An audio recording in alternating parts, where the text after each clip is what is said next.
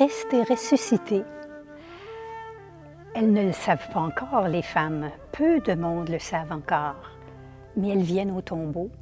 Ici, c'est intéressant parce que l'icône présente d'un côté les saintes femmes, puis ici, plus spécifiquement, la relation de Jésus à Marie-Madeleine. Alors ici, ce sont les femmes qui arrivent au tombeau le matin avec les aromates. Elles viennent voir un corps qui est mort, qui est décédé, et elles arrivent et mais qu'est-ce qui se passe? Il n'est plus là. Elles sont dans le jardin, et dans le jardin, on en a vu des jardins déjà.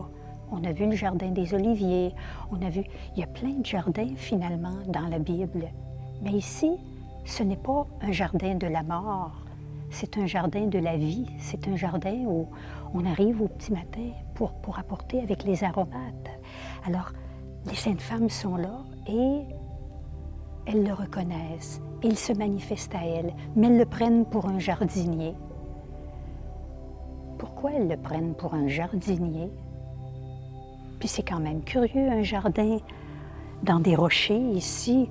Et il y a eu une faille dans les rochers, il y a quelque chose qui s'est produit. Il y a eu une descente dans la mort. Et maintenant, les rochers sont debout et les femmes sont là.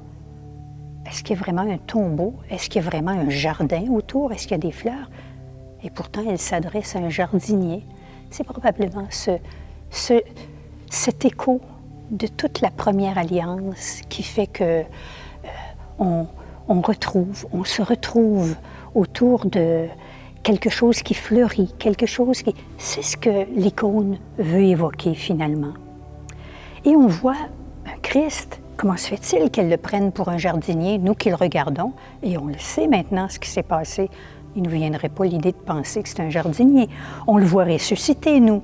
On le voit dans son grand vêtement blanc de la résurrection. On le voit tout près. Et les femmes qui sont complètement tendues vers lui.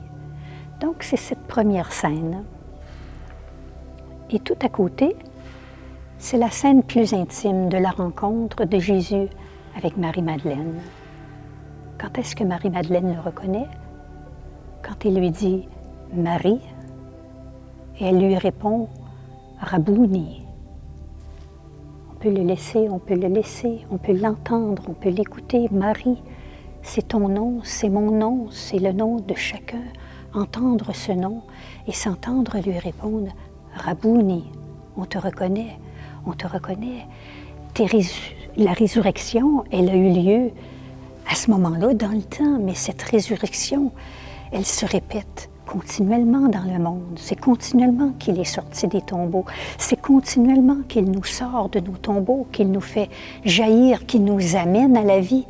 Dans l'icône même de la résurrection, on le voyait aller chercher. Il allait chercher Adam, il allait chercher Ève, il allait chercher tout le monde.